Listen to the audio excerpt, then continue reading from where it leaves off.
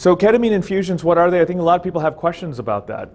When we, just again, a few years ago, there were very few people that were actually doing infusions, and now we're estimating there might be over 500 or even 1,000 clinics out there doing some type of ketamine infusion.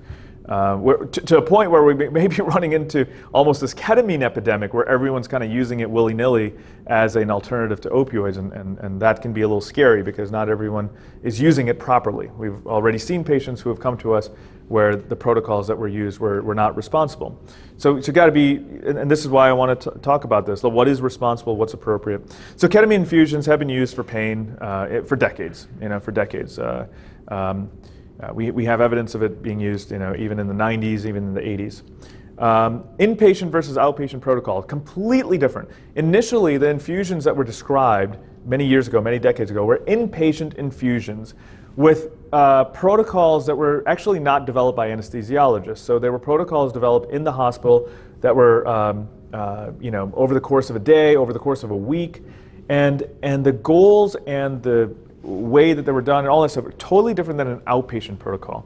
So that's important because you're going to see those two, protocols. The outpatient protocols are really going to be a higher dose, a lot more customization, a lot more reactiveness, in a short period of time. The inpatient protocols are kind of like, here's a rate, and then let's just, do that for days. So quite different, and they're you can't do a higher rate and a higher dose and all that stuff for many, many, many days in the hospital. I think that could be a problem. And you can't do a minuscule dose as an outpatient because it's going to be like, you might as well do nothing. So different protocols, different outcomes, different goals.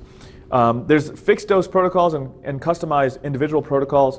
Some places do use fixed dose protocols mainly because there is no customization. They're just kind of trying to do things, safely by keeping the dose, maybe a little lower, so there are no problems.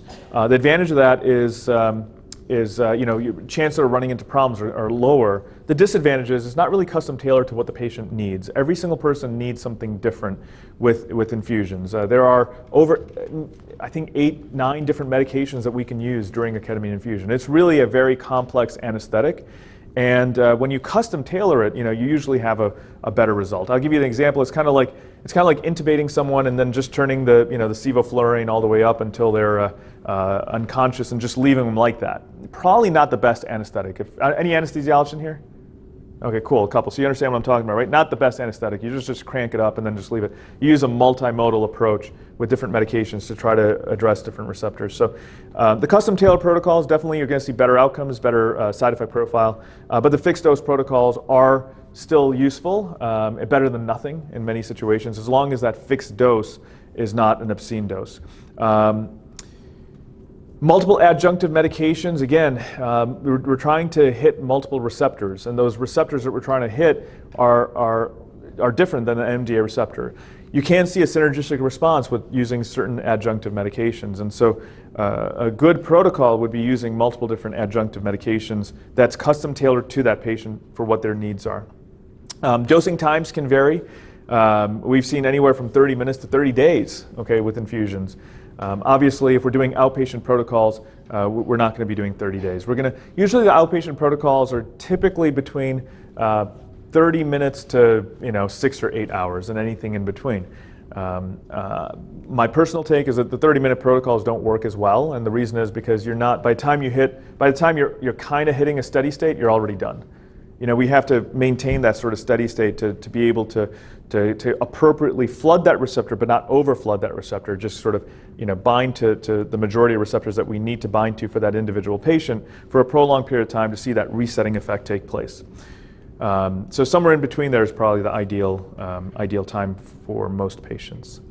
So we've seen training, experience, competency vary. Again, even we're in our primary locations in Illinois, and there are a couple people around us that we've already seen some strokes from overdoses and from other clinics and stuff. So it's important, right? If you're going to be referring, please do your due diligence of who you're going to refer to. If you're going to be doing them, please make sure you know how to perform a proper anesthetic, because that's really what this is.